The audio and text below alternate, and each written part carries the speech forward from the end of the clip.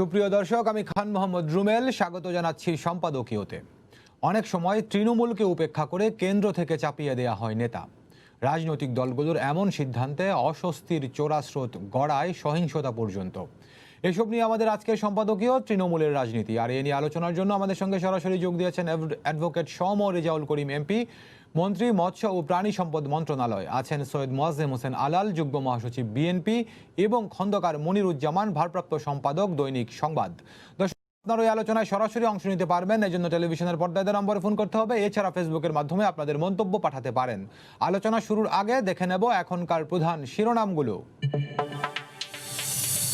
পূর্ব ঘোষণা ছাড়াই আবারও পেঁয়াজ রপ্তানি বন্ধ করল ভারত। দেশের বাজারে হু হু করে বাড়ছে দাম। কৃত্রিম সংকট সৃষ্টির চেষ্টা, মত বিশ্লেষকদের। কয়েক মিনিটের শুনানিতে ওসি প্রদীপের পাহারায় কয়েকশো পুলিশ। দুদকের মামলায় কারাগারে, সিনহা হত্যা মামলায় কনস্টেবল রুবেল শর্মা গ্রেফতার। রাজধানীতে আবাসিক এলাকায় বেপরোয়া দুই প্রাইভেট কারের রেষারেষিতে প্রাণ গেল নারীর। দুই গাড়ি জব্দ, এক চালক আটক।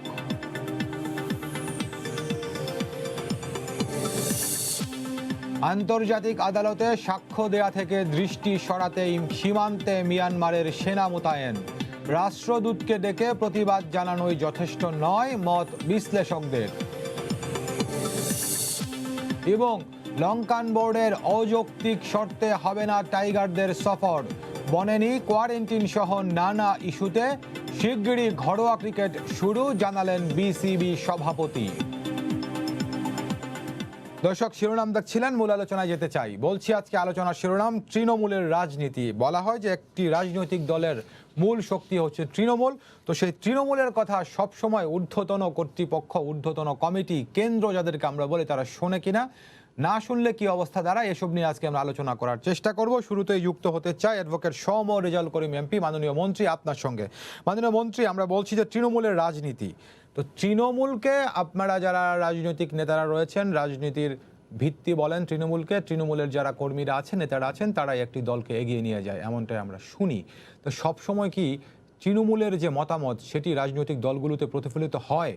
কিছু কিছু জায়গায় হয় না বলেই আমরা দেখি এরকম অপ্রীতিকর ঘটনা, যেটি বলছিলাম শুরুতে, যে অস্বস্তির চোরাস্রোত সহিংসতা পর্যন্ত গড়ায়। গতকালকে আপনি জানেন যে পাকুন্দিয়ায় আপনাদের দলের আওয়ামী লীগের দুই দল সমর্থকদের মধ্যে এরকম একটি ঘটনা ঘটেছে। তো এটি আসলে কেন হয়, আপনি একটু বিশ্লেষণ করবেন। দেখুন, আওয়ামী লীগ একটা বড় রাজনৈতিক সংগঠন। 70 বছরের ঊর্ধ্বে এই সংগঠনটির বয়স। এই সংগঠনের একেবারে গ্রামের প্রত্যন্ত অঞ্চলে, মানে তৃণমূল পর্যায় থেকে শুরু করে কেন্দ্র পর্যন্ত সর্বত্র অসংখ্য নেতাকর্মী রয়েছে, এবং এই নেতাকর্মীরা দলের পোড় খাওয়া নেতাকর্মীর সংখ্যা বেশি। ক্ষমতায় থাকলে সে সময় কিছু সুযোগ সন্ধানী দলে ঢোকে, তারা আবার ক্ষমতায় না থাকলে চলে যায়। কিন্তু আওয়ামী লীগের প্রাণ শক্তি হচ্ছে একেবারে তৃণমূলের কর্মীরা, এবং যারা দুর্দিনে আওয়ামী লীগকে টিকিয়ে রেখেছে। আওয়ামী লীগের অনেক ক্রাইসিসের সময় অনেক নেতারা বিট্রাই করেছে, অনেক নেতারা দল ভেঙে চলে গেছে, ভিন্ন দল করেছে, কিন্তু কর্মীরা যায় নাই। সে কারণে আওয়ামী লীগের প্রাণটাই হচ্ছে তৃণমূল। এই জন্য আওয়ামী লীগের রাজনীতির অন্যতম একটি জায়গা রয়েছে যে প্রার্থী মনোনয়নের ক্ষেত্রে, সেটা উপজেলা হোক, ইউনিয়ন পরিষদে, জেলা পরিষদে, পৌরসভায়, পার্লামেন্ট মেম্বারে, সবখানে কিন্তু আমাদের পক্ষ থেকে তৃণমূলের মতামত নেওয়া হয়। সেটা ইউনিয়ন, থানা লেভেল থেকে শুরু করে বিভিন্ন স্তর থেকে এই মতামত কেন্দ্রে আসার পর কেন্দ্র বিভিন্ন ভাবে আরো খতিয়ে দেখেন যে আবেগ তাড়িত হয়ে যে মতামতটা দিয়েছে, তারা হয়তো 3টা নাম দিয়েছে। এই 3টা নামের ভিতর কোন নামটা অধিক যৌক্তিক, কোন নামটাকে নির্বাচনী বৈতরণী পার করার ক্ষেত্রে সহজ হবে, কোন নামটা মানুষের কাছে গ্রহণযোগ্য, সেভাবে কিন্তু আওয়ামী লীগের প্রার্থী বাছাই করা হয়। সাম্প্রতিক সময়ে যে ঘটনাটা, 2-1টি নমিনেশন, এটা হয়তো একেবারে তৃণমূল থেকে ওইভাবে রেকর্ড আনা সম্ভব না হলেও তৃণমূলের মতামত নেওয়া হয়েছে, জেলা পর্যায়ের, উপজেলা পর্যায়ের নির্বাচনী এলাকার মতামত নিয়ে কিন্তু এগুলো করা হয়েছে। এইটা হলো আওয়ামী লীগের বৈশিষ্ট্য। এখন কিশোরগঞ্জে উপজেলা চেয়ারম্যান এবং এমপি, তাদের সাপোর্টারদের ভিতর মত পার্থক্য নিয়ে এগুলো হয়েছে। উপজেলা চেয়ারম্যান একটি মামলায় সাসপেন্ড হয়েছিলেন, তার কর্মীরা হয়তো মনে করতে পারে যে নেপথ্যে থেকে এমপি সাহেব ছিলেন কিনা, এসব নিয়ে মত পার্থক্য পার্থক্য হতে পারে, কিন্তু প্রার্থী মনোনয়নের ক্ষেত্রে আওয়ামী লীগের যে ঐতিহ্যটা, সেই ঐতিহ্যটা কিন্তু আওয়ামী লীগ রক্ষা করে। আপনি এটাও তো উল্লেখ করতে পারেন যে এই সম্প্রতি বিএনপির মনোনয়নকে কেন্দ্র করে যে ভয়ঙ্কর ঘটনা ঘটলো, যে রক্তক্ষয়ী অবস্থা বিএনপি অফিসের সামনে ঘটলো, এবং বিগত নির্বাচনে বিএনপির মনোনয়নকে কেন্দ্র করে যে জাতীয় ভয়াবহ অভিযোগ উঠছিল যে মনোনয়ন বাণিজ্য হয়েছে, সকালে একজন, বিকালে একজন, রাতে একজন দেওয়া হয়েছে, এই জাতীয় অবস্থা কিন্তু আওয়ামী লীগ হয় না। তবে আমি আশা করি আওয়ামী লীগ, বিএনপি, বড় বড় সমস্ত সংগঠনের উচিত তৃণমূলের প্র্যাকটিক্যাল অবস্থাটাকে বিবেচনা করা এবং নির্বাচন কাকে দিয়ে বৈতরণী পার করা যাবে সেটাও কিন্তু মাথায় রাখতে হবে। ধরেন একজন কর্মীকে মনে করলাম একেবারে সাংঘাতিক ভাবে পোড় খাওয়া কর্মী, কিন্তু তার প্রতিপক্ষ প্রার্থী কে হবে, তার সঙ্গে নির্বাচনে তিনি জিততে পারবেন কিনা, সে বিষয়টাও কিন্তু দলের মাথায় রাখতে হয় অনেক সময়। জি, ধন্যবাদ মাননীয় মন্ত্রী, আমাদের সঙ্গে থাকবেন আপনি। একটু আলাল ভাইয়ের সঙ্গে যুক্ত হতে চাই। সৈয়দ মোয়াজ্জেম হোসেন আলাল, বলছি তৃণমূলের রাজনীতি তো, তৃণমূলকে আসলে অনেক সময় কেন্দ্র থেকে নেতা চাপিয়ে দেওয়া হয়, এবং এটি ছাড়াও আরো বিভিন্ন ইস্যুতে হয়তো তৃণমূল কখনো কখনো কেন্দ্রের প্রতি অসন্তুষ্ট হয়, কিংবা স্থানীয় অনেক ইস্যুতেও দেখা গেছে যে তৃণমূল বিভিন্ন সময় নিজেরাই সংঘর্ষে জড়ে, এরকম ঘটনাও ঘটে। বিএনপিকে যদি বলি, সম্প্রতি আপনি নিশ্চয়ই আরো ভালো জানেন আমাদের থেকে যে এই যে উপনির্বাচনের মনোনয়ন দেয়াকে কেন্দ্র করে মনোনয়ন প্রত্যাশী প্রার্থীদের সমর্থকদের মধ্যে সংঘর্ষের ঘটনা ঘটেছে, এর আগে পরও বিভিন্ন সময় ঘটেছে। তো আপনারা রাজনৈতিক দলগুলো আসলে কি তৃণমূলকে বুঝতে পারেন না, নাকি তৃণমূল আপনাদেরকে বুঝতে পারে না? পার্থক্যটা কোন জায়গায়? আপনাকে ধন্যবাদ। সম্মানিত আলোচক যে দুজন আছেন তারা সহ দর্শক শ্রোতাদেরকেও আমার পক্ষ থেকে শুভেচ্ছা। বিষয়টা দাঁড়িয়েছে যে তৃণমূল তো একটা আবিধানিক শব্দ। এই একদম নিম্নতম পর্যায়ে থেকে মতামতগুলো ধাপে ধাপে পেরিয়ে তারপরে কেন্দ্র পর্যন্ত আসে, সেইটাকে অনুসরণ করা হয় কিনা, এটা হলো আজকের আপনার আলোচ্য বিষয়ের বিবেচনা। এই জায়গাটায় যেটা ইসে বলেছেন, রেজা ভাই বলার চেষ্টা করেছেন যে আওয়ামী লীগ সবচেয়ে বয়োজ্যেষ্ঠ রাজনৈতিক দল ঐতিহাসিক ভাবেই। তো এখানে মাঝখানে উনি আবার বিএনপির কথাটা একটু বলে গেছেন। আপনি জিজ্ঞেস করেছিলেন যে ওনারা তো বিএনপির কথাটা বলেছেন। বিষয়টা হয়েছে এমন, আমাদের দেশে দুজন প্রখ্যাত সাহিত্যিক দুজনই চলে গেছেন দুনিয়া ছেড়ে। একজন হলেন হুমায়ুন আজাদ, আরেকজন হলেন হুমায়ুন আহমেদ। হুমায়ুন আজাদ সাহেব বয়সে অনেক বড়, হুমায়ুন আহমেদ তার চেয়ে বয়সে অনেক কম।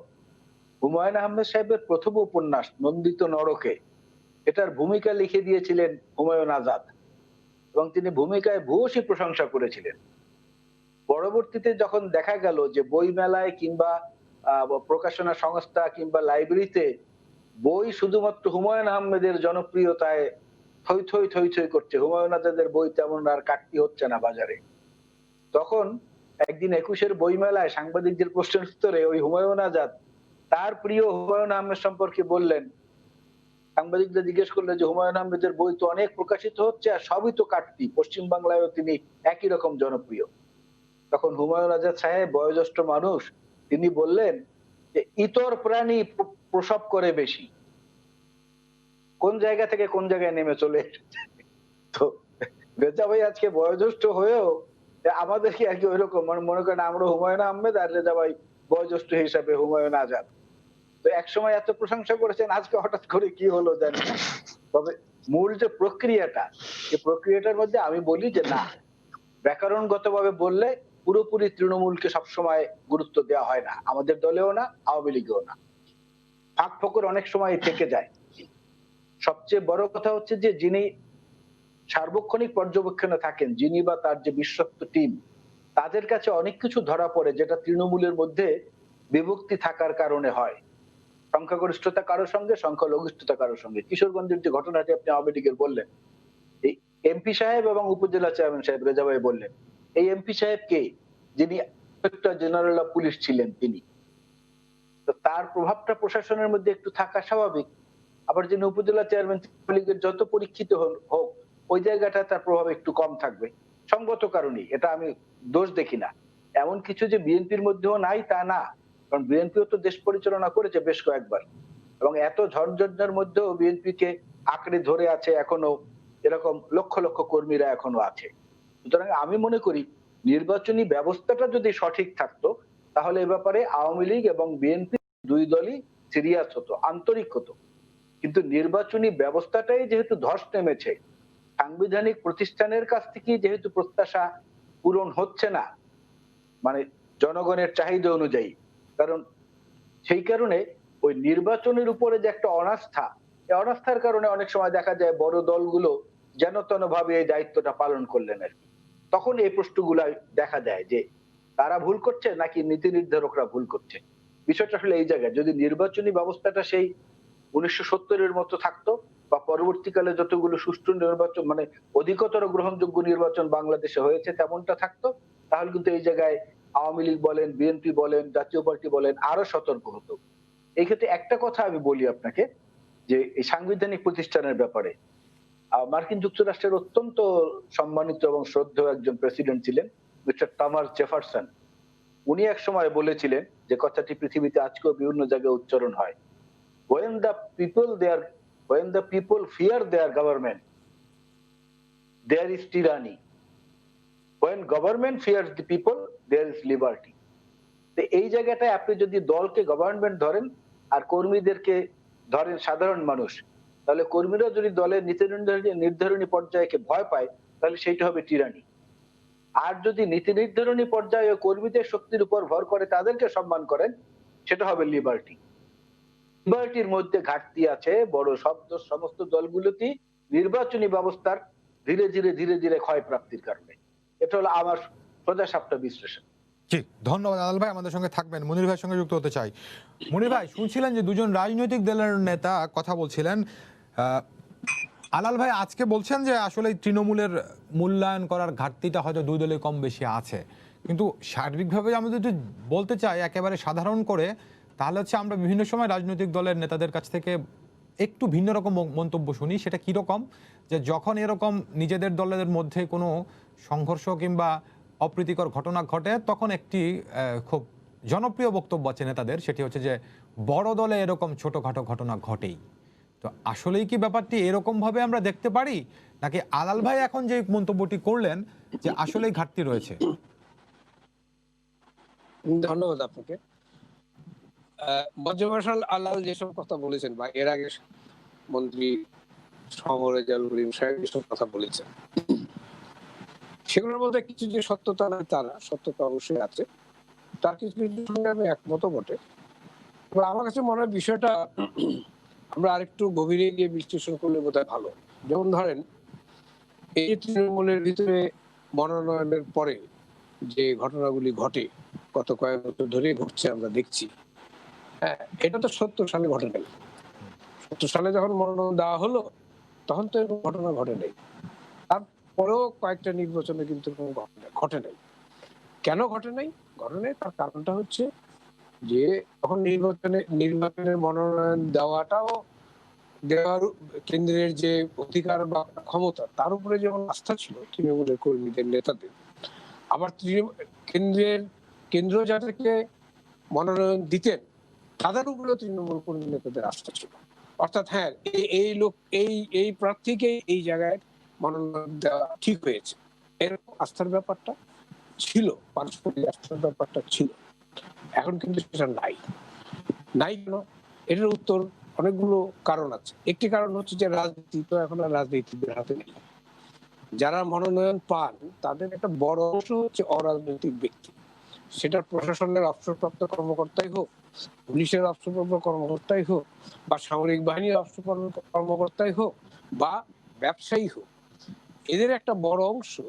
আপনার পার্লামেন্টে দেখেন, পার্লামেন্টের চিত্র দেখলে আমরা বুঝতে পারি যে গত কয়েকটি পার্লামেন্ট ধরেই দুই দলেরই, বিএনপি আওয়ামী লীগ উভয় দলের ক্ষেত্রে এটা প্রযোজ্য, যে নির্বাচনে কারা পাচ্ছে নমিনেশন, যারা কোনোদিন দল করে নাই কিন্তু তাদের অর্থ আছে, বিত্ত আছে, এলাকায় প্রভাব আছে।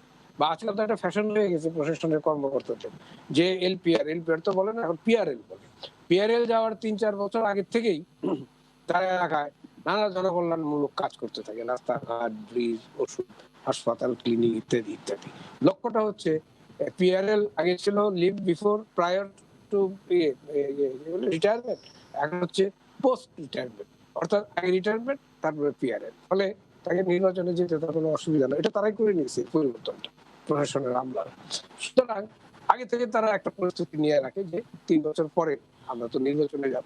সুতরাং এই ব্যক্তি, যিনি কখনোই ধরেন আওয়ামী লীগ বা বিএনপি করেন নাই, তিনি তার অর্থবিত্ত প্রভাব ইত্যাদি নিয়ে নির্বাচনী ময়দানে নেমে গেলেন, তার বিপরীতে অন্য দলেরও এরকম একজনকে নেমে গেলেন। এখন এই দুই দলকে তখন চুজ করতে হবে কে জিততে পারে এদের মধ্যে, তাকেই দিচ্ছে। এখন এই ত্যাগী আওয়ামী লীগ কর্মী বা বিএনপি কর্মী তৃণমূলে গত 20 বছর 30 বছর কেউ 40 বছর ধরে কাজ করছে, তার অর্থ নাই, বৃত্ত নাই, লাঠির জোর নেই, প্রভাব নাই। সুতরাং কেন্দ্রের হিসাব হচ্ছে যে এই তো নির্বাচনে জিতবে না, প্রতিপক্ষ জিতে যাবে, আমাকে জিততে হলে আমার এই লোকটিকে দিতে হবে, যে কোনদিন রাজনীতি করার কিন্তু অর্থবিত্ত আছে। এই যে সিস্টেমটা গত কয়েকটা নির্বাচনে চলছে বলেই কিন্তু কেন্দ্রের সিদ্ধান্তের উপরে তৃণমূলের কর্মী নেতাদের আস্থা থাকে না, এবং থাকে না বলে কিন্তু এই ধরনের ঘটনাগুলি যেগুলো আমরা দেখছি, আগে কিন্তু এরকম ছিল না। হ্যাঁ, যে লোকটি রাজনীতি করে এই জায়গায় গেছে তাকেই নির্বাচনে বিজয়ী করে আনার জন্য দল চেষ্টা করছে, মনোনয়ন দিয়েছে। এখন সেই চেহারাটা আমাদের নাই, কিন্তু যেখানে যেখানে রাজনীতিবিদদেরকে দেওয়া হচ্ছে তারা কিন্তু খারাপ করছে না। এই সরল রেজাউল করিমের কথাই ধরেন, তিনি তো রাজনীতিবিদ, তাই না? তিনি তো নির্বাচন করে এসছে, আগেও এসছে, বিষয়টা সেই জায়গায়। আর দুটো পয়েন্ট বলে আমি শেষ করব। একটি হচ্ছে গণতান্ত্রিক ব্যবস্থার উপরে আসলে কতটা আস্থা আছে, সেটা দলের গণতান্ত্রিক ব্যবস্থা এবং রাষ্ট্রীয় গণতান্ত্রিক ব্যবস্থা, এটা আমার মনে হয় একটা জরিপের বিষয়, একটা স্টাডির বিষয়। আমাদের রাজনীতি নিয়ে যারা কাজ করেন বা যারা রাজনীতি করেন এবং রাজনীতি সম্পর্কে যারা লেখালেখি করেন, এটা কিন্তু আমার মনে হয় একটা স্টাডির বিষয় হওয়া উচিত, যে আজকে যে রাজনৈতিক ব্যবস্থা, রাজনৈতিক সিস্টেম বা গণতান্ত্রিক সিস্টেম আমাদের দেশে কাজ করছে বলে হচ্ছে, তার উপরে আসলে জনগণের কথাটা আস্থা আছে। তারা এর প্রতিফলন কেন্দ্রীয় দলের কেন্দ্রীয় নেতৃত্বে দেখছে কিনা, এর প্রতিফলন তৃণমূলে দেখছে কিনা, এই প্রশ্নটা আমার মনে হয় এই সময় high time it should be seen into. আরেকটি বিষয় হচ্ছে যে, যেটা রেজাউল করিম ভাই বলছেন যে দলে কেনা বেচা, নির্বাচনে কেনা বেচা হয় না, এইটা সঙ্গে আমি সম্পূর্ণ একমত না। সব দলই এখন কেনা বেচা, কারণ ইন্টারভিউ যখন যায় তখন নাকি প্রশ্ন করা হয় কত টাকা খরচ করতে পারবে। সুতরাং কেনা বেচার বিষয়টা একেবারে যে নাই এটা অস্বীকার করা যাবে না। এই সবটা মিলে যে চিত্র দাঁড়ায় সেটা হচ্ছে তৃণমূলে যারা কর্মী আছে এইগুলি দেখার পরে তাদের আস্থার জায়গাটা আর আগের মতো নেই বা আগের মতো থাকে না।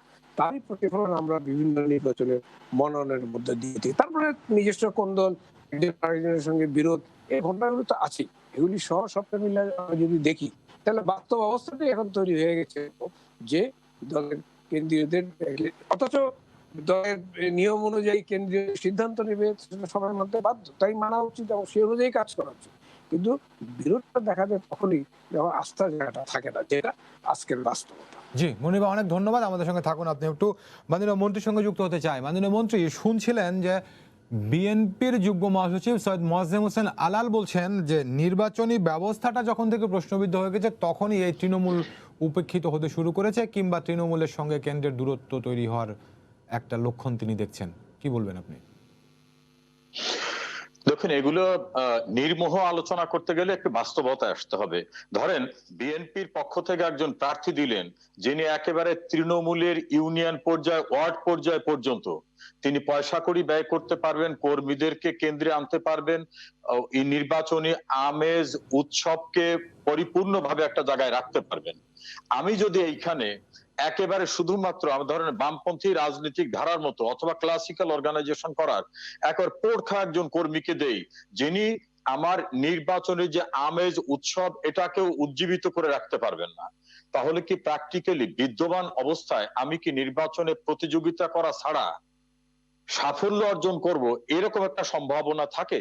আমার দৃষ্টিতে, আমি ব্যক্তিগত অভিমত বলছি, দলের পক্ষ থেকে না, অনেক ক্ষেত্রেই থাকে না। সে কারণে বড় দল যখনই নমিনেশন দেয় তখন তার রাজনৈতিক আদর্শকে ওন করবে এটা মাথায় রাখার পাশাপাশি এটাও বড় দল মাথায় রাখে যে আমার সম্ভাব্য প্রতিযোগী কি হতে পারে। তারা কিন্তু কম্পিটিশনে থাকে যে ওই অঞ্চলে বিএনপির ক্যান্ডিডেটকে, বা বিএনপি চিন্তা করে ওখানে আওয়ামী লীগের সম্ভাব্য ক্যান্ডিডেটকে, তার মুখোমুখি হয়ে আমার এই লোকটা টিকবে কিনা। এগুলো কিন্তু বাস্তবতায় নির্বাচন হচ্ছে প্রতি প্রতিযোগিতায় সেখানে বিজয়ী হওয়ার একটা টার্গেট থাকে। এটা কিন্তু এই খেটে খাওয়া মানুষের আন্দোলন, শুধু এই সংগ্রাম করলাম, মুৎসুদ্দি পেটি বুর্জোয়া এইসব কথাবার্তা বলার কিন্তু নির্বাচন না। এখানে কিন্তু আমাকে উইন করার কথাটাকে আমাকে অবশ্যই মাথায় রাখতে হয়। সেই মাথায় রাখার ক্ষেত্রে যে প্রতিযোগিতাটা হয়, তখন কিন্তু এই ঘটনাটা ঘটে। এটা হলো আমার ব্যক্তিগত অভিমত, পার্টির না, সরকারের না। আর একটা বিষয় হলো নির্বাচনী ব্যবস্থা। নির্বাচনী ব্যবস্থা কিন্তু বিপন্ন হওয়ার ঘটনাটি বাংলাদেশে ঘটেছে সামরিক শাসকরা আসার পরে। ভয়াবহ অবস্থায় হ্যাঁ না ভোট দেওয়া, তারপরে ধরেন একেবারে 100-র ভিতরে বেশি পার্সেন্ট ভোট নেওয়া। এর পরেও কিন্তু রাজনীতিতে নির্বাচনী ব্যবস্থা বিপর্যস্ত অবস্থায় হঠাৎ করে বিদেশ থেকে কোনো ব্যবস্থা এনে কিন্তু আপনি ইমপ্লিমেন্ট করতে পারবেন না। যে এই ব্যবস্থা আমরা নিউজিল্যান্ড থেকে নিয়ে আসছি, সুইজারল্যান্ড থেকে নিয়ে আসছি বা আরেক জায়গা থেকে, এই ব্যবস্থা দিলে এর ভিতরে যা নির্বাচন ঢুকাই দেবো সব ফেয়ার হয়ে বেরিয়ে যাবে। এই জায়গায় কিন্তু রাজনীতিকে পরিশীলিত, পরিমার্জিত, সৃজনশীলতার জায়গায় নিয়ে আসা, সেটা কিরকম? যে আপনার কমিটমেন্টটা কি, দেশের মানুষের জন্য আপনি কি করবেন, আপনি ক্ষমতায় গেলে দেশের মানুষের কি কি উপকার হবে, তার অন্ন, বস্ত্র, বাসস্থান, চিকিৎসা, শিক্ষার এই সুযোগটা আপনি নিশ্চিত করতে পারবেন কিনা, আপনি গেলে দুর্নীতি করবেন কিনা, আপনি সুশাসন দেবেন কিনা, রাস্তাঘাট, বিলিট, কালভার্টের উন্নতি করবেন কিনা, আমার নিশ্চয়তা কিনা, শিক্ষা ব্যবস্থা হবে কিনা, এই বিষয়গুলো মানুষ যখন বিবেচনায় রাখে তখন প্রার্থী পছন্দের জায়গাটায় যায়। নির্বাচনী ব্যবস্থা খারাপ হওয়ার ভিতর থেকে কিন্তু প্রতিযোগিতা হয়। এই খারাপ তো সকলের জন্য খারাপ। একটা নদীতে যদি ঘোলা পানি থাকে, আমরা যে কয়জন নামবো সকলেই কিন্তু ঘোলা পানিতে থাকবে না, কিন্তু রেজা ভাই সকলের জন্য খারাপ না। বিএনপি বলে যে তাদের জন্য খারাপ, মানে নির্বাচনী ব্যবস্থাটা বিএনপির অভিযোগ হচ্ছে তাদের জন্য প্রতিকূল, আওয়ামী লীগের জন্য অনুকূল। এটা তো বিএনপির জায়গা থেকে এই কথা বলা ছাড়া তার কি একবারও বলতে পারবে যে আমাদের জন্য সমান অবস্থা আছে? নিশ্চয়ই না। বিএনপি তো ভুলে যায়, বলে না যখন প্রয়োজন তখন শুধু আলোচনা করে, হয়তো ঘরের ভিতরে আলোচনা করে। বিএনপি ভুলে যায় না 22শে জানুয়ারি নির্বাচন 2007-এ বিএনপি প্রস্তুত করে ফেলছিল না, যেটাকে আন্দোলনের মুখে বিএনপি টিকিয়ে রাখতে পারে নাই। 15ই ফেব্রুয়ারি পার্লামেন্টকে বিএনপি টিকিয়ে রাখতে পারে নাই। জিয়াউর রহমান উর্দি পড়া অবস্থায় হ্যাঁ না ভোটের আয়োজন করছিলেন না। নিজেকেই নিজে সেনা কর্মকর্তা হিসাবে তিনি পাবলিক সার্ভেন্ট, তিনি দাঁড়িয়ে বললেন যে আমি দায়িত্বে আছি, আমাকে সাপোর্ট করবে, হ্যাঁ বা না, কোনো কম্পিটিশনও নাই। এরকম ভাবে নির্বাচনের বিপর্যয়টা কিন্তু বিএনপি নিয়ে আসছিল। সেই জায়গা থেকে আওয়ামী লীগ একটা উত্তরণের জায়গায় নিয়ে আসছে। এখন বিএনপি কেন আসতে পারে নাই? ভুল রাজনীতির ভ্রান্ত পথে যাওয়ার কারণে। ধরেন 2014 সালের নির্বাচনে বিএনপি পার্টিসিপেট না করার ভিতরে তাদের লাভ লোকসান কি হয়েছে এখন কিন্তু বিভিন্ন সময় তাদের আলাপ আলোচনায় বেরিয়ে আসতেছে। ধরেন এবারে নির্বাচনে তাদের স্ট্যান্ডিং কমিটির একজন মেম্বার বলছে যে আমরা অংশগ্রহণের নির্বাচনে যাচ্ছি মাত্র। এখন আপনি যদি বলেন যে অংশগ্রহণের নির্বাচনে মাত্র যাচ্ছেন, তাহলে আপনার ভোটারও তো সামনে আসবে না, কর্মীরাও আসবে না, তা আপনার জন্য ভালো ব্যবস্থা কে দিয়ে যাবে? এই জন্য নির্বাচনকে কম্পিটিশনের, কন্টেস্টের সিরিয়াসনেস নিয়ে যদি বিএনপি না নেয়, তাহলে বিএনপির তো একই অবস্থা থাকবে। এই জন্য আমি মনে করি বিএনপির জন্য খারাপ অবস্থা না। বিএনপি কি প্রক্রিয়ায় যাচ্ছে, কি আগ্রহ নিয়ে যাচ্ছে, কতটা প্রচেষ্টা নিয়ে যাচ্ছে, তার সিনসিয়ারিটি আছে কিনা, সে সিরিয়াস কিনা, বিষয়টা কিন্তু সেখানে। ধরেন আমি সিম্পলি গত জাতীয় নির্বাচনে বিএনপি কতটুকু সিনসিয়ার ছিল বলে আপনি মনে করেন রেজা ভাই? বিএনপির সিনসিয়ারিটি হলো, আমি দেখি না পার্লামেন্টে আমাদের মির্জা ফখরুল ইসলাম আলমগীর বিএনপির মহাসচিব একজন পরিচ্ছন্ন রাজনীতিবিদ, আমি কিন্তু ব্যক্তিগতভাবে তাকে সবসময় অ্যাপ্রিসিয়েট করি। তার মতো মানুষটি বিএনপি নির্বাচিত হয়ে আসলেন। পার্লামেন্টে বিএনপি যদি বুঝতাম যে টোটাল পার্লামেন্ট বয়কট করছে, তা করে নাই। মির্জা ফখরুল ইসলাম আলমগীরকে যেতে দিলেন না, বলেন যে এটা অবৈধ সংসদ। আবার অবৈধ সংসদে একজন নারী প্রতিনিধি নেওয়ার জন্য তারা নির্বাচনী প্রক্রিয়া অংশগ্রহণ করলো। আজকে যদি বিএনপির পার্লামেন্টের লিডারশিপে পার্লামেন্টারি পার্টির প্রধান মির্জা ফখরুল ইসলাম আলমগীর থাকতেন, তার কথাটার যে ওয়েটটা হতো, বিএনপির যে ফোকাসটা পেত, বিএনপির কথাটা পার্লামেন্টে যেভাবে আলোড়িত হতো, সেই জায়গাটা বিএনপি নেই নাই। কাজে বিএনপি কখন কি পজিশনে যাবে, কাকে দিয়ে রিপ্রেজেন্ট করাবে, আদৌ নির্বাচন করবেন কিনা, একটু এগোলেন একটু পিছাবেন, কি করবেন, এই অনিশ্চিত সিদ্ধান্তহীনতা হচ্ছে বিএনপি রাজনীতির বড় একটা দুর্বলতা, এটা আমার কাছে মনে হয়। জি, ধন্যবাদ মাননীয় মন্ত্রী, আমাদের সঙ্গে আপনি থাকবেন। আলাল ভাই, শুনছিলেন যে মাননীয় মন্ত্রী বলছেন যে আপনারা কতটুকু সিরিয়াসলি নেন, আপনারা অংশগ্রহণের জন্য নির্বাচনে এইরকম এক এক সময় এক এক মন্তব্য করেন, সেই জন্যই আপনাদেরকে জনগণ কিভাবে মূল্যায়ন করবে তারাও বুঝে উঠতে পারেন না। এই যে মজার কথা বলেছেন, জনদল তো হচ্ছে, জনগণ হচ্ছে টেনিস বলের মতো, যে দলগুলো বা দেশ পরিচালনার দায়িত্ব পেয়েছে, যার যেভাবে খুশি পিটিয়েছে, ওদেরকে যখন খুশি ব্যবহার করেছে, তখন খুশি ছুঁড়ে ফেলে দিয়েছে। রেজা ভাই যেভাবে কথাটা বললে তাতে আবার মনে পড়ে ইদানিং আছে কিনা আমি জানি না, মফস্বল শহরে বেশিরভাগ থাকে, এগুলো দেখতাম। চায়ের দোকানে লেখা থাকে এখানে রাজনৈতিক আলোচনা নিষেধ, কিন্তু দেখা গেল ওই চার দোকানের যিনি মালিক তিনি এসে নিজেই আলোচনা জমিয়ে ফেললেন। তো তারপরে তাকে আর ঠেকাবে কে? রেজা ভাই যখন বলেন যে জিয়াউর রহমানের সময় থেকে ভোটের অবস্থা, নির্বাচনী ব্যবস্থাটা ধ্বংস হয়েছে, রেজা ভাই আমি খুব বিনয়ের সঙ্গে একটু আপনাকে মনে করিয়ে দেই, ৭৩ সনের নির্বাচনের আগে আওয়ামী লীগের অন্যতম প্রতিষ্ঠাতা আবুল মনসুর আহমেদ সাহেব তিনি তার বইয়ের মধ্যে লিখেছেন, আমার দেখা রাজনীতির এত বছর, এটার মধ্যে লিখেছেন যে অনেক অনুরোধ করা হয়েছিল ৩২ নম্বরে গিয়ে যে বিরোধী দল কয়টা আসন পাবে, আওয়ামী লীগের তো জনপ্রিয়তা আছে, আপনি এত বড় নেতা, আপনার জনপ্রিয়তা আছে, ক্ষমতায় আওয়ামী লীগে আসবে। তারপরও আমরা দেখেছি যে মেজর জলিলকে কিভাবে পরাজিত করা হয়েছে, কিভাবে আব্দুর রশিদ ইঞ্জিনিয়ারকে পরাজিত করা হয়েছে, কিভাবে ব্যালট বাক্স ঢাকায় আনা হয়েছে স্বাধীনতার পরবর্তী ৭৩ সনের প্রথম নির্বাচনে। এবং এটা তো গেল জাতীয় নির্বাচন, তখন জাতীয় নেতা শেখ মুজিবুর রহমান সাহেব জীবিত, তিনিও অসহায় হয়ে গিয়েছিলেন। আমার বিশ্বাস তিনি এটা চাননি, কিন্তু তিনি অসহায় হয়ে গিয়েছিলেন। এরপরে পরবর্তী প্রজন্মের জন্য নির্বাচনী ব্যবস্থাটাকে ধ্বংস করার জন্য উন্মত্ত হয়ে গিয়েছিল আওয়ামী লীগের ছাত্র সংগঠনের লোকেরা অথবা ছাত্র সংগঠনের নামধারী লোকেরা। আপনি দেখেন ঢাকা বিশ্ববিদ্যালয় থেকে শুরু করে খুব কম শিক্ষা প্রতিষ্ঠান আছে যেখানে ছাত্র সংসদ নির্বাচনে তৎকালীন মুজিববাদী ছাত্রলীগ পরাজিত হওয়ার যখনই আশঙ্কা দেখা দিয়েছে তখনই ব্যালট বাক্স ছিনতাই, তখনই বোমাবাজি, তখনই ব্যালট বাক্স ছিনতাই। শিক্ষা প্রতিষ্ঠান পর্যন্ত এটাকে ছড়িয়ে দিয়েছিল আওয়ামী লীগ। আপনি জান সেটার কথা, ১৯৮৬ সনে আজকের যিনি প্রধানমন্ত্রী এই নেত্রী চট্টগ্রামে বললেন যে এরশাদের অধীনে যিনি নির্বাচনে যাবেন তিনি হবেন জাতীয় বেঈমান। ১২ ঘন্টার মধ্যে সিদ্ধান্ত পরিবর্তন করে উনি নির্বাচনে গেলেন। তখন আবার যে বক্তব্য দেওয়া দরকার সেটা উনি আবার দিলেন পরবর্তীতে। আওয়ামী লীগ তো সবসময় বলে যে তারা নির্বাচনমুখী দল। আদাল ভাই, না না না না না না ঠিক আছে, আওয়ামী লীগ নির্বাচনমুখী দল, আমি তো আওয়ামী লীগের সেই নির্বাচনের ই করি না, আওয়ামী লীগ নির্বাচনমুখী দল না। আওয়ামী লীগ এই যে ৮৮ নির্বাচনে যায় নাই, আওয়ামী লীগ ৯৬ 15 ফেব্রুয়ারি নির্বাচনে যায় নাই। ৯৬ 15 ফেব্রুয়ারি নির্বাচনে বেগম খালেদা জিয়া ওয়াদা করেছিলেন যে একটা নির্বাচন করতে হবে সাংবিধানিক বাধ্যবাধকতার কারণে, কারণ আওয়ামী লীগ, জামাত ইসলামী এবং জাতীয় পার্টি সংসদের মেয়াদ ১১.৫ মাস বহাল থাকা অবস্থায় সংসদ থেকে পদত্যাগ করেছিলেন, যে কারণে তত্ত্বাবধায়ক সরকার বিল পাশ করার মতো অবস্থাও ছিল না। বেগম খালেদা জিয়া সেটাকে একটা নির্বাচন করে পাশ করে দিয়ে এক সেশনে, পার্লামেন্টের এক সেশনে এটা পাশ করে সসম্মানে চলে এসেছেন। তখন আওয়ামী লীগ বলে টিকতে পারেনি। আরে টিকতে পারেনি, উনি কমিটমেন্ট রক্ষা করেছেন, উনি টেকার জন্য নির্বাচনটা করেন নাই, ওনার মুখের কথা এবং গণতন্ত্রকে উনি টিকিয়ে রেখেছেন। সেই জায়গাটা বিএনপি টিকে। আদাল ভাই একটু ভিন্ন প্রসঙ্গে যেতে চাই। না না প্লিজ একটু আর ১ মিনিট। আওয়ামী লীগ প্রায় বলে যে ২০৯৬ থেকে ২০০১ ক্ষমতায় থাকার সময় তারাই নাকি একমাত্র শান্তিপূর্ণভাবে ক্ষমতা হস্তান্তর করেছিল। আপনি দেখেন বিচারপতি শাহাবুদ্দিন সাহেবের নামে গুলশানে একটা পার্ক উদ্বোধন হয়েছে, সম্ভবত কালকে অথবা আজকে।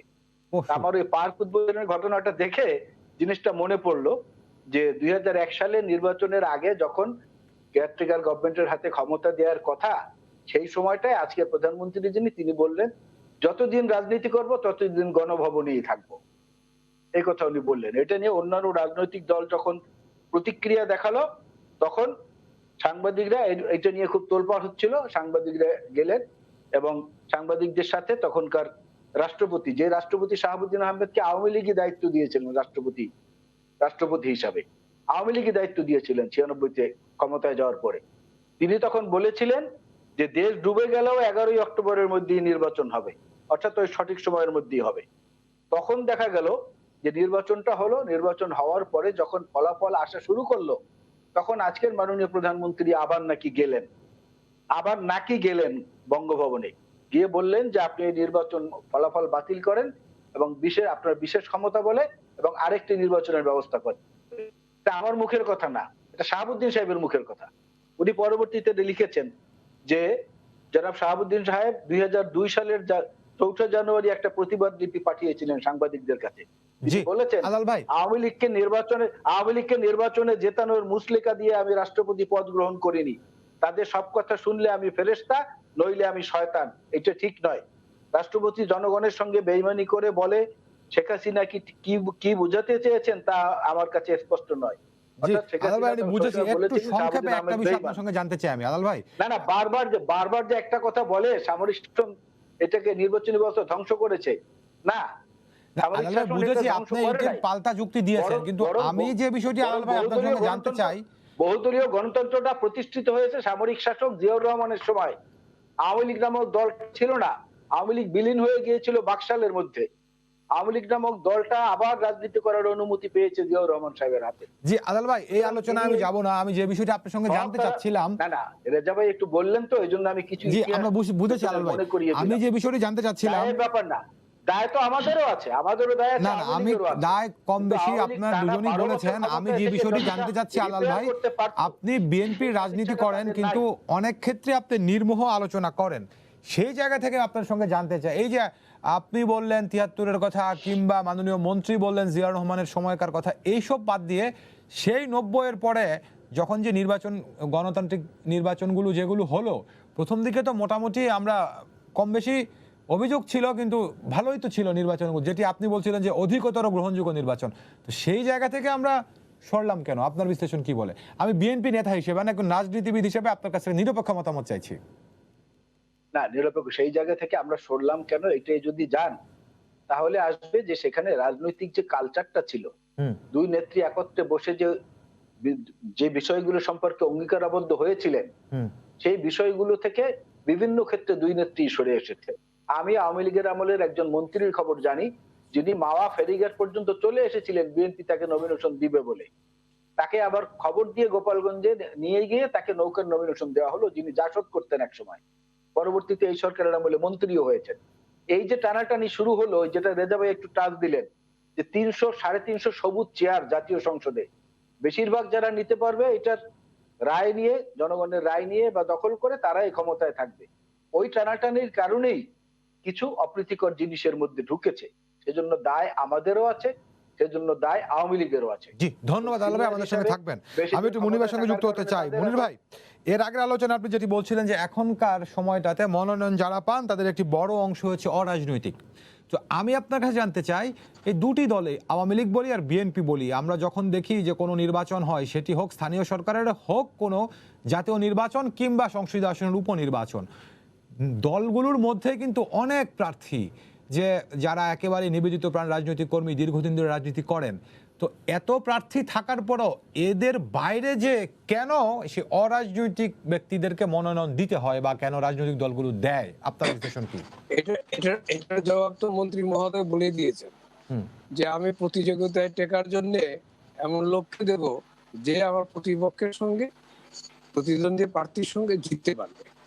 এখানে টাকা, লাঠির জোর, পেশির জোর, অনেক কিছু থাকে। দাঁড়িয়ে গেছে, এক সময় ছিল না, কিন্তু এখন এই অবস্থাটা দাঁড়িয়ে গেছে, এটাই এখন বাস্তবতা।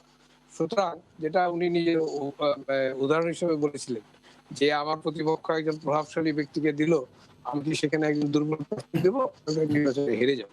ওই যে ৩০০ চেয়ার, সেই চেয়ার তো তাহলে আমি পাবো না, চেয়ারের বেশিরভাগ চেয়ার আমি তাহলে পাবো না সংসদে, সরকার গঠন করতে পারবো না, রাষ্ট্র পরিচালনার দায়িত্ব পাবো না। অর্থাৎ এই জায়গাটা, এখানে গণতান্ত্রিক চেতনা বা গণতান্ত্রিক ব্যবস্থার চেয়ে যেটা প্রাধান্য পায় সেটা হচ্ছে নির্বাচনে জিততে সরকার গঠন করা। আমাদের দেশে এইটা একটা বড় প্রবলেম, যে প্রবলেমের কারণে কিন্তু আজকে এই অবস্থাটা চলে আসছে। আমি কোনো একটা বিশেষ দলের কথা বলছি, আমি সবগুলো দলের কথা বলছি, গোটা পলিটির কথা বলছি। বাংলাদেশের গোটা পলিটিটা কিন্তু আজকে এই জায়গাতে চলে গেছে, যে তাকেই দিব, সে আমার দলে কালকে ছিল না কিন্তু আজকে তাকে দেওয়া হবে বলে এসেছে।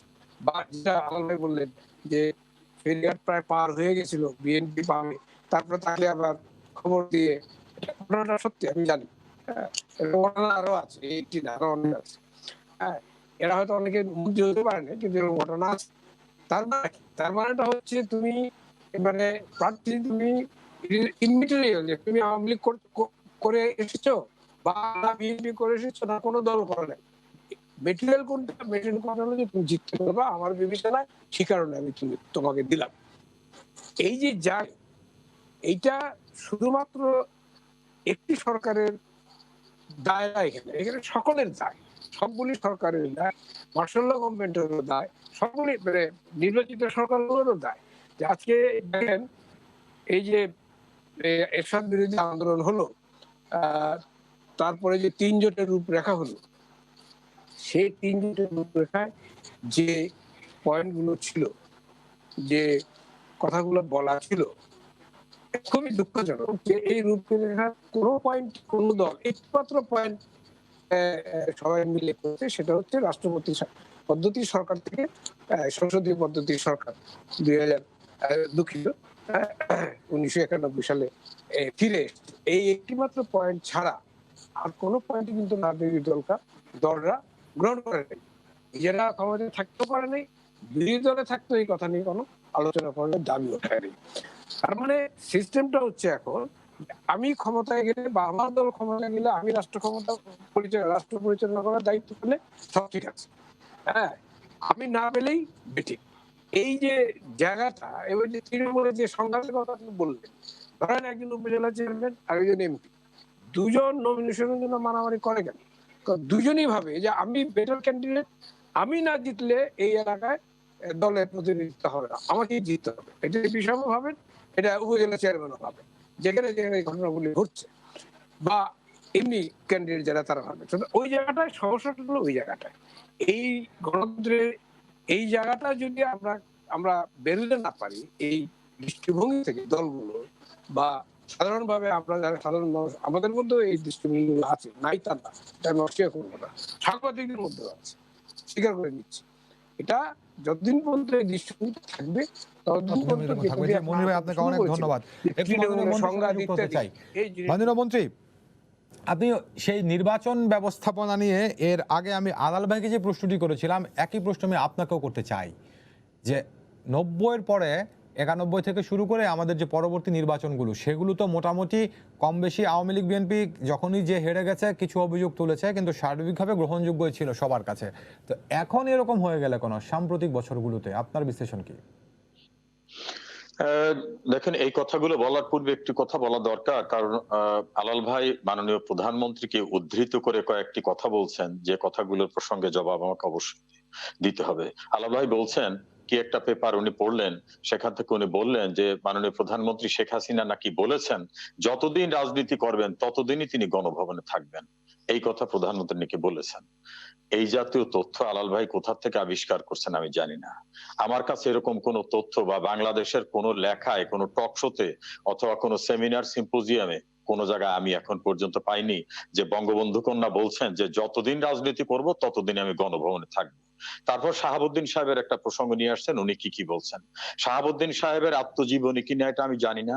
আর শাহাবুদ্দিন সাহেবের যদি আত্মজীবনী হয়ে থাকে, আমি কিন্তু এদেশে অনেককে আমরা চিনি। বঙ্গবন্ধুর সবচেয়ে ঘনিষ্ঠ ব্যক্তিরা বঙ্গবন্ধুর খুন করার পরিকল্পনায় থেকে রাষ্ট্রপতির দায়িত্ব গ্রহণ করার ঘটনাও জানি।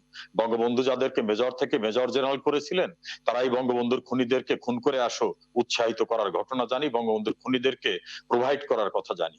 এই জন্য বলছি, বঙ্গবন্ধু কন্যাদের জায়গাটা এই প্রসঙ্গে আসে।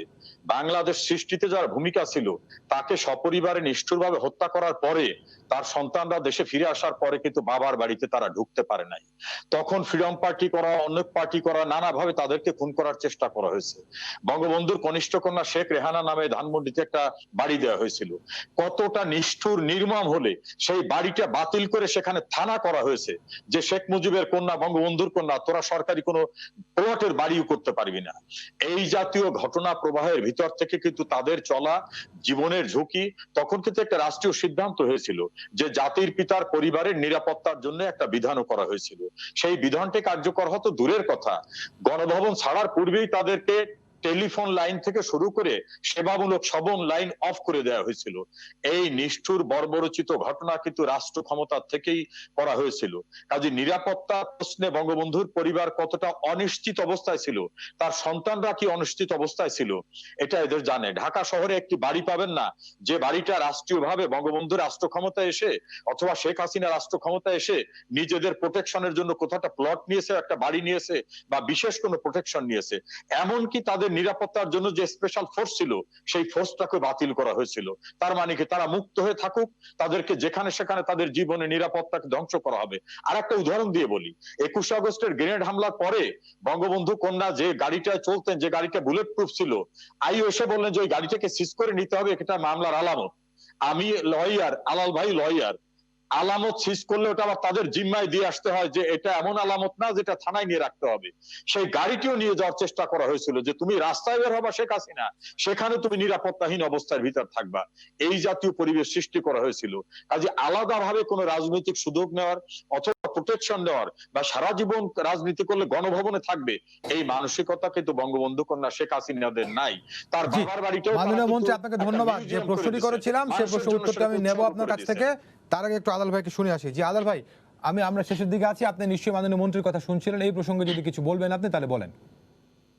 না, মাননীয় মন্ত্রী সাহেবের কথা তো অবশ্যই শুনেছি আমি, তবে আমি যেগুলো বলছি আমি দালিলিক ভিত্তিতেই বলছি, কোট আনকোট ভাবে, এবং সে দলিল পত্র আমার কাছে ইনশাল্লাহ আছে। তবে আমি একটা জিনিস এখানে বলি রেজা ভাইকে, যে কথাটি আমি বলেছি যে দায় আমাদের সবার আছে।